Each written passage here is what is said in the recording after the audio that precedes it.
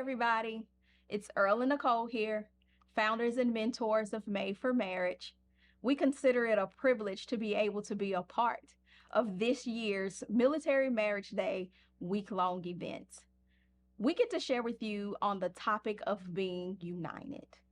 How important is it for a marriage to be united?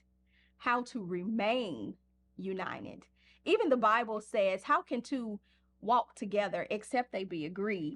Yeah, I think for so many couples, what happens is in marriage, because of the busyness of life, the changes in our journey every day, children, finances, a plethora of other things that creep in, it causes us to lose focus of us being on the same team. Yeah.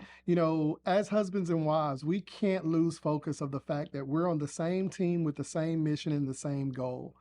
And I think that over the years, sometimes if we're not intentional about making our marriage a priority, what happens is the things that are important to us and important to having a successful marriage take a back seat to everything else.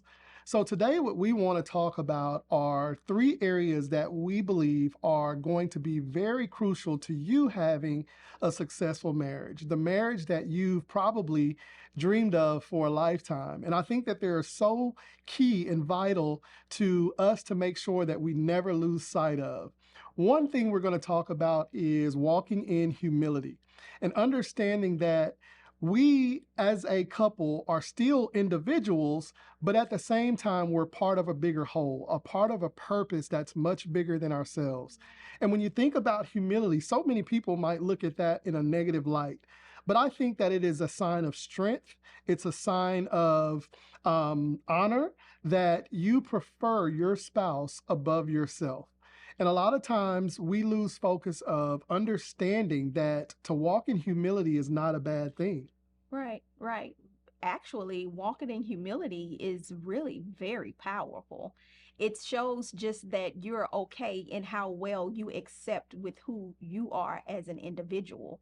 Being humble within a marriage shows that I can take whatever it is that you bring to the table and knowing and hoping and praying that you accept what I'm bringing to the table together and we work it out. We are a team. Yeah. I think so many times we have to look at it as well is that there's a strength that you have in marriage that I might not have. And there might be a strength that I have that you might not have. And they may be in operation at different times, but we have to be willing to allow one another to grow.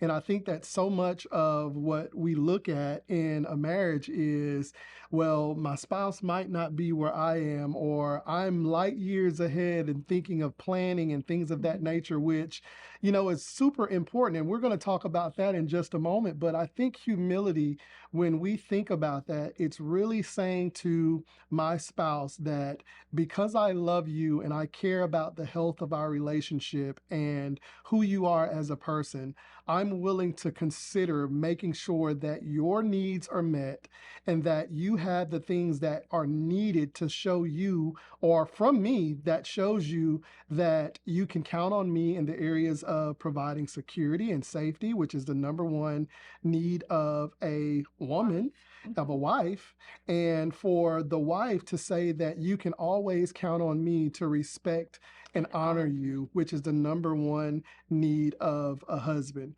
And so I think in humility, it says that, you know what, I'm going to walk in my, I don't like to use the word role, but I will say I'm going to walk in my responsibility as a spouse to make sure that I am honoring our vows by preferring you more than myself. Another area we want to talk about is the area of patience.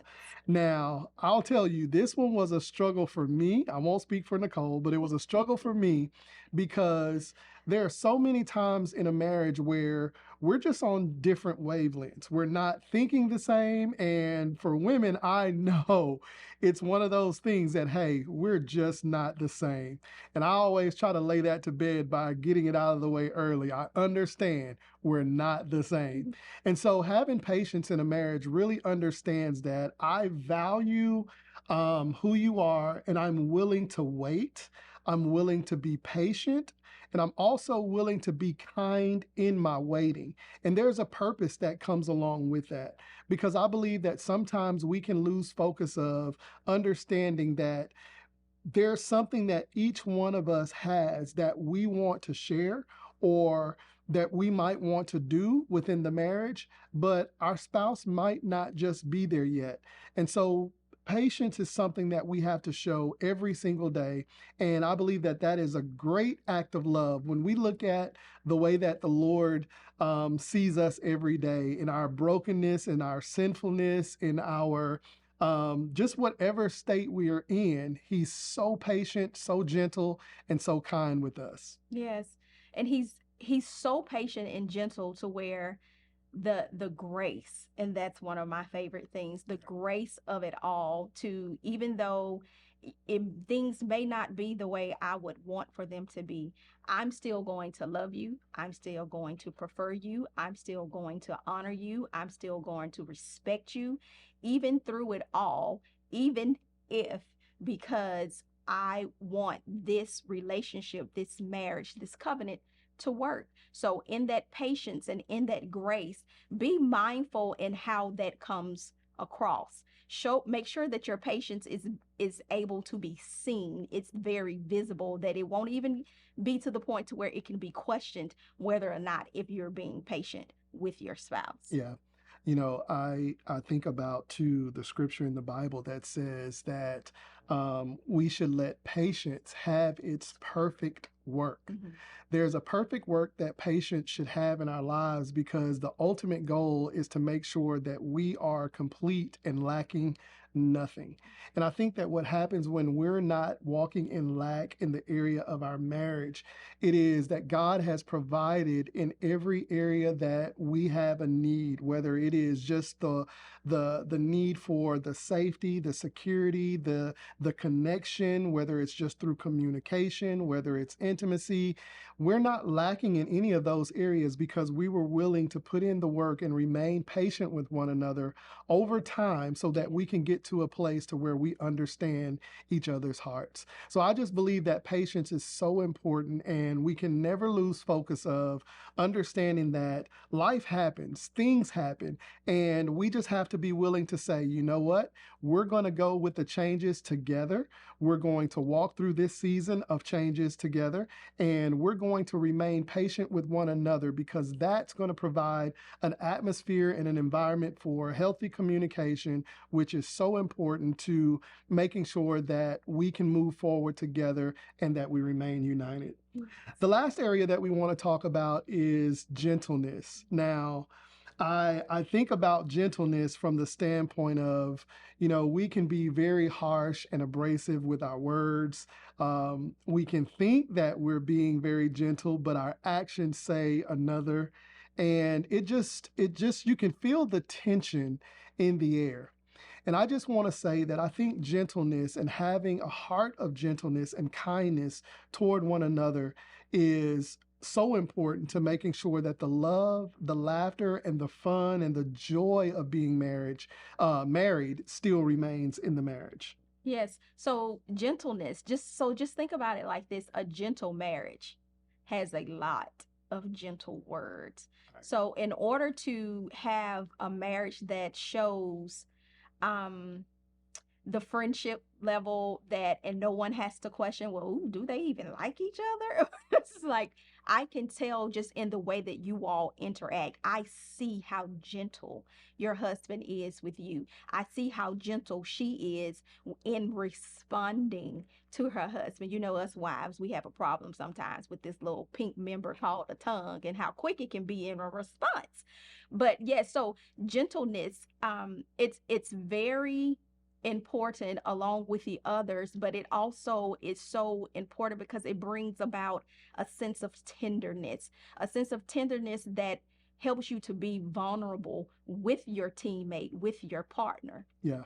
I would challenge you to ask yourself in this area of gentleness, am I argumentative with my spouse?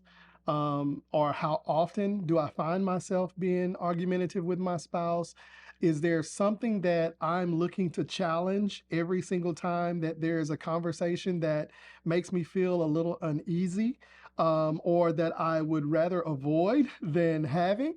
And I think that in the area of just us being gentle toward one another, it's stating that we can have the tough Yeah. conversations, we can go through the tough moments of life, we can deal with the impromptu things that are thrown at us, Yeah. but we will remain gentle with one another because that's going to show that love will conquer all. Yes. And with that being said, we're just excited to know that marriage is such a joy. I think it is the greatest relationship that any individual could have outside of a personal relationship with the Lord. And so to make sure that you are walking in unity, that you are remaining united, always think about those three things. Am I walking in humility? Am I patient with my spouse? And do they deserve the gentleness that I know I'm capable of giving, but not allowing the things that are clouding where we are in this moment to stop me from being the spouse that I am supposed to be? Anything else you want to add, honey, before we close out this time with our friends? Well, just remember that you are a team. Remain united. You can get way more done with two than you can with one. Remember that you all are each other's soft place. You are each other's safe place. So always keep sight of that and know that it's you all against the world. Not the world against the wife and the world against the husband. No, it's you all against the world. You are a team. Remain united. Yeah. And I would just encourage you to remember that because you are servants, your heart speaks volumes in regards to who you are as a person and who you are at your core. And I believe that that same selfless um, um, desire that you have to serve others works wonders when you're doing the same thing within your marriage. Yes. So we're excited about this next season of life for you and your spouse. We thank you for your heart to serve. And we're just believing that this is going to be an amazing season for you. And we're glad to be a part of celebrating you on this Military Marriage Day. Thank you. And we're excited to know that you are what God created for marriage. You were made for it. Have a blessed one. Bye. Hello, Jenny from Frontsbox here, home of the only care package that supports the deployed service member and their hero at home at the same time through a long distance date in a box. The winner of a Frontsbox gift card is